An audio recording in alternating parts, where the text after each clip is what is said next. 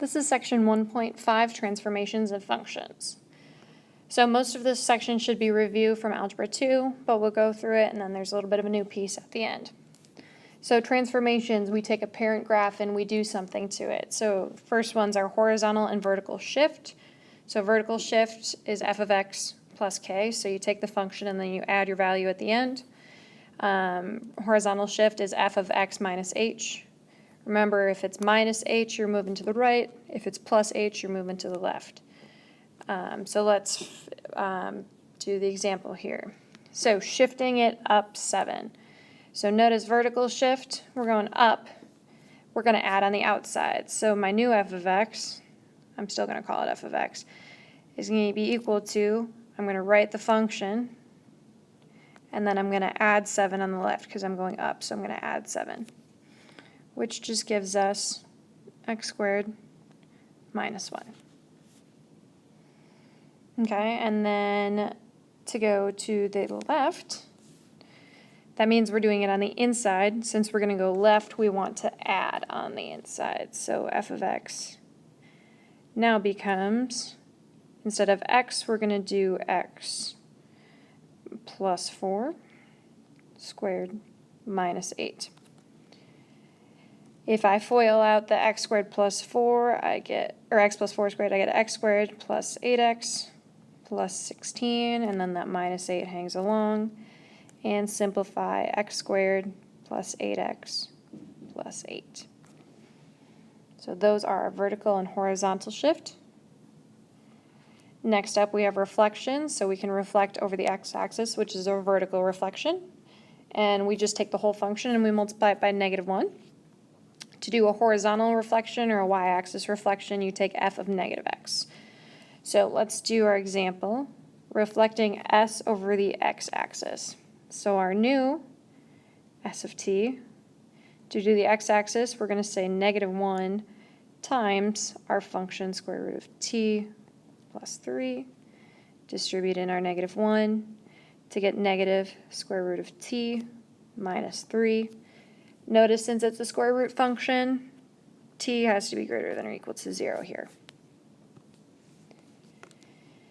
Over the y-axis, so now we're going to do it on the inside, so wherever we see a t, we're now going to put a negative t, so our new s of t is going to equal square root of negative t plus 3. And here we want t to be less than or equal to 0.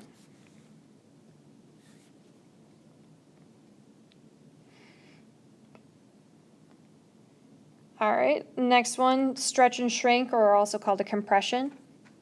To do a vertical stretch or shrink, you multiply up on the outside, so multiply the entire function by that value. And to do a horizontal stretch or shrink, you are going to multiply on the inside. So notice a lot of these, it's outside versus inside, figuring out which one is which. The new part is even versus odd.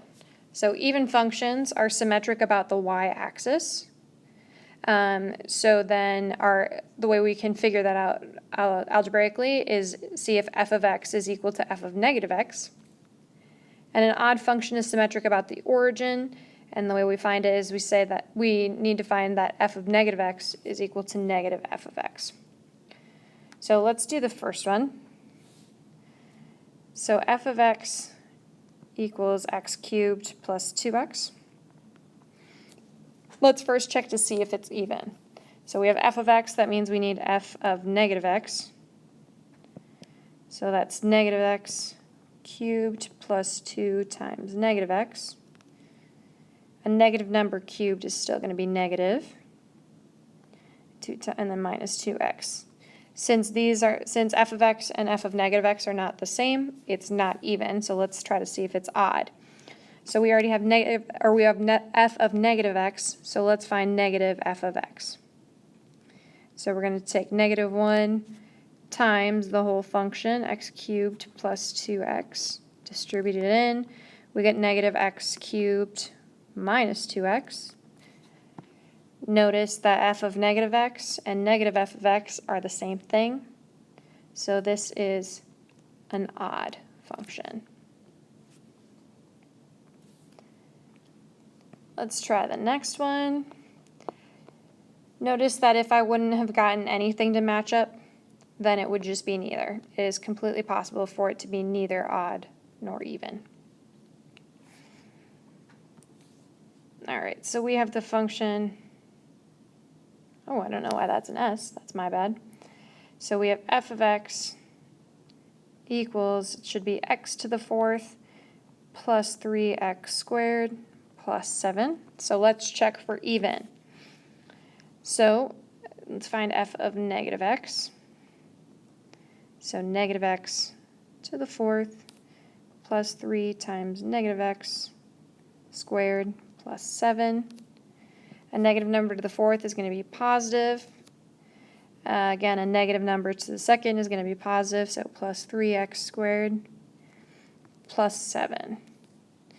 Since f of x and f of negative x are the same, it's going to be even, so we don't even have to check for